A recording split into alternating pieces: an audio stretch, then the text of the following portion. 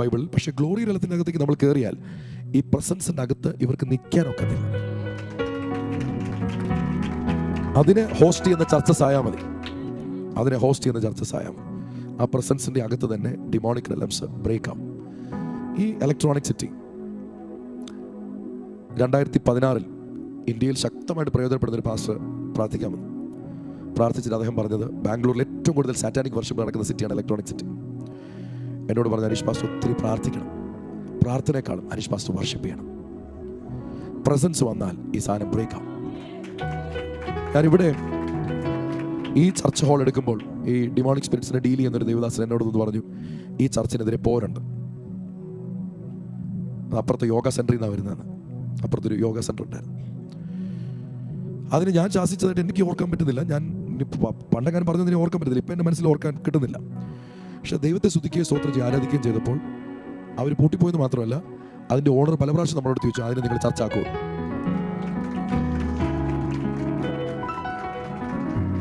ആ ബിൽഡിങ്ങിലുള്ള സെക്യൂരിറ്റിയും സ്റ്റാഫും ഒക്കെയാണ് നമ്മുടെ ഈ ക്ലീനിങ്ങും എല്ലാം ചെയ്യുന്നത്. അപ്പുറത്തെ ബിൽഡിങ്ങിലുള്ളവർ യോഗയ്ക്ക് വേണ്ടി പ്രവർത്തിച്ചിപ്പോൾ ചർച്ചിന് വേണ്ടി പ്രവർത്തിച്ചിട്ടിരിക്കുക. ഈ പ്രസൻസിനെ കുറിച്ച് നമുക്ക് ഭയങ്കര ഒരു കാഴ്ചപ്പാട് വേണം. അതിങ്ങനെ നമുക്കൊരു എയർ കണ്ടീഷൻ അനുഭവിക്കുന്ന പോലെ അനുഭവിക്കേണ്ട ഒരു സിസ്റ്റം അല്ല. It is the glory of God. ദൈവ മഹത്വം എവിടെയുണ്ടോ അവിടെ ദാഗോന് നിൽക്കാൻ ഒക്കത്തില്ല. അപ്പോൾ ഞാൻ പ്രെയർ ലൈനിലിരുന്ന പ്രെയർ വോറിയറിനോട് പറഞ്ഞു, നിങ്ങൾ ആദ്യം ബൈബിൾ എടുത്ത് ദാഗോനെ കുറിച്ചൊന്ന് വായിക്കുക. പെട്ടം കൊണ്ട് വച്ചപ്പോൾ എങ്ങനെ നൂത്ത് നിർത്തിയിട്ട് താഴെ വീഴുക.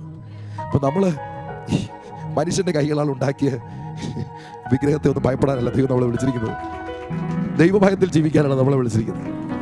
അപ്പം നമ്മുടെ ടൈം വേസ്റ്റ് ചെയ്യരുത് ഇങ്ങനെയുള്ള കൊച്ചു കൊച്ചു കാര്യങ്ങളുടെ പിന്നാലെ. നമ്മുടെ വീട്ടിൽ ഉറുമ്പിനെയും പാറ്റയും കണ്ട് നമ്മൾ പേടിക്കൂ. എന്നാൽ വല്ല കടുവയൊക്കെ വന്നാൽ പേടിക്കണം. ഒന്നിൽ നമ്മൾ ഇറങ്ങിയപ്പോൾ അല്ലെങ്കിൽ കടുവനെ പുറത്ത് നിർത്തണം. ഈ ചെറിയ കാര്യങ്ങളിൽ ടൈം വേസ്റ്റ് ചെയ്യാതെ ദൈവത്തിൻ്റെ പ്രസൻസിനെ ഹോസ്റ്റ് ചെയ്യണം.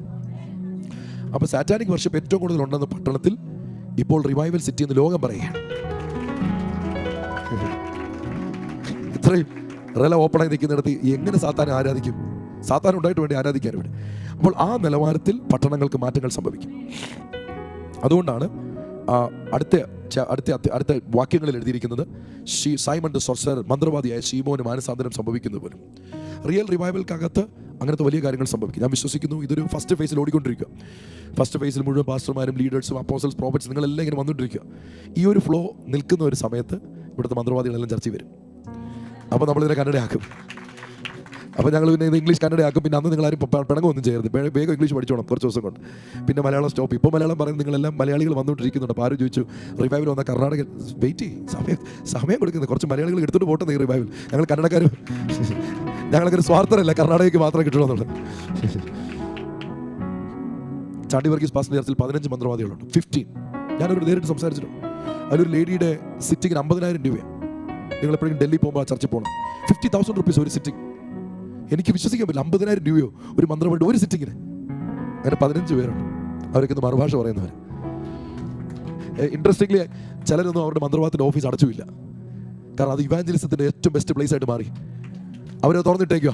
അപ്പോൾ ഈ പ്രശ്നങ്ങളായിട്ട് ജനം വരും.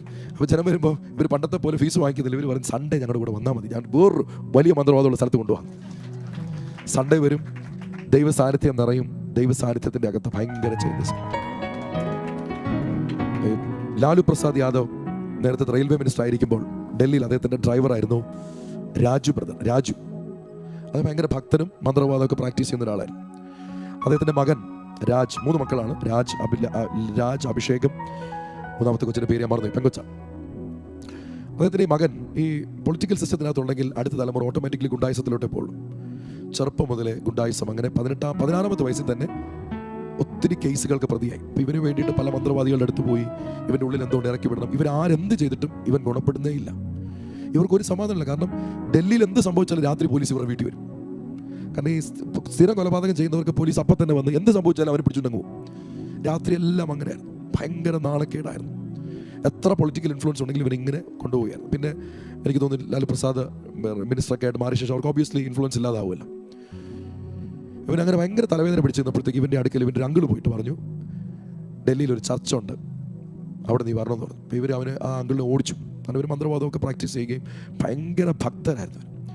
വീണ്ടും എത്ര നോക്കിയിട്ടും ശരിയാകാത്തത് കൊണ്ട് ഒരു സൺഡേ ആണ്, സാറ്റർഡേ ഓർക്കുന്നില്ല, ചർച്ചിൽ പോയി. ചർച്ചിൽ ഭയങ്കര സാന്നിധ്യം. അപ്പോൾ അന്ന് ആ സമയത്ത് ഇവൻ്റെ പേരിൽ 84 കേസുണ്ട്, 84 കേസസ്, ക്രിമിനൽ കേസസ്.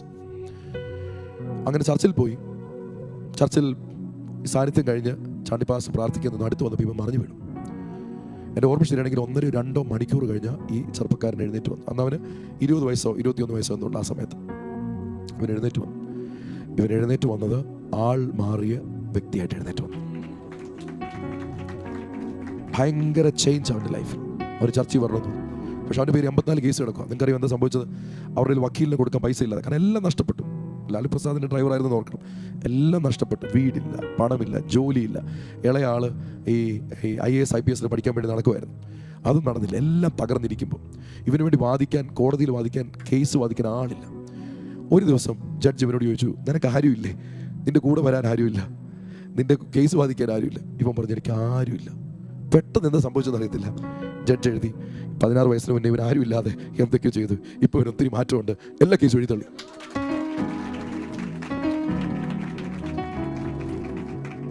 ഇന്ന് അവനൊരു 1000 പേരുള്ള ആളുകളുടെ ചർച്ചിൻ്റെ പാസ്റ്ററാണ്. ഗ്ലോറി റലം വെളിപ്പെട്ടാൽ പ്രസംഗിക്കേണ്ടി വരുന്നില്ല, ഉപദേശിക്കേണ്ടി വരുന്നില്ല. നമ്മിലുള്ള പരിശുദ്ധാത്മാവ് തന്നെ വഴി നടത്തും. അവൻ അനിയൻ നിന്ന് ഹരിയാനയിൽ പാസ്റ്റർ. ആ ചർച്ചിൽ 2000 പേര് കാണും. അനിയത്തി ഒരു വർഷിപ്പ് ലീഡർ. ആരാ? ഇവരെല്ലാം മന്ത്രവാദം ചെയ്തുകൊണ്ടാണെന്നവരാണ്. ലാലു പ്രസാദ് യാദവിൻ്റെ ഡ്രൈവർ രാജു ബ്രദർ പറഞ്ഞു, ഇനി ഞാൻ പൊളിറ്റീഷ്യൻസിന് വേണ്ടി വണ്ടി ഓടിക്കത്തില്ല.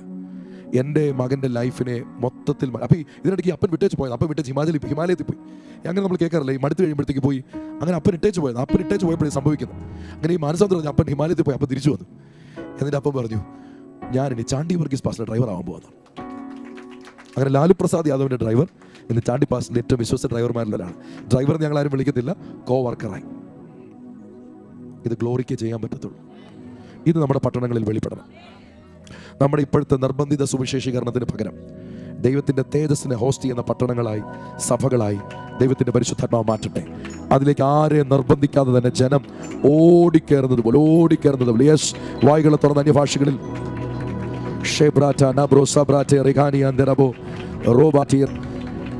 അപ്പോസ്തലത്തിൽ 8:8 പറയുന്നു, ആ പട്ടണത്തിൽ മഹാസന്തോഷമുണ്ടായി. സന്തോഷം വരണമെങ്കിൽ പിശാച് ആ പട്ടണം വിട്ടുപോകണം. ഡിമോണിക് എല്ലാം ബ്രേക്ക് ആയാൽ അപ്പം ആനന്ദം വരും. നിങ്ങളുടെയൊക്കെ പട്ടണങ്ങൾക്ക് വേണ്ടി 1 മിനിറ്റ് ഒന്ന് പ്രാർത്ഥിച്ചേ.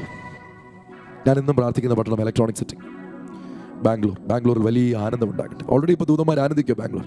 ഇനി ജനം ആനന്ദിക്കട്ടെ. Oh Jesus.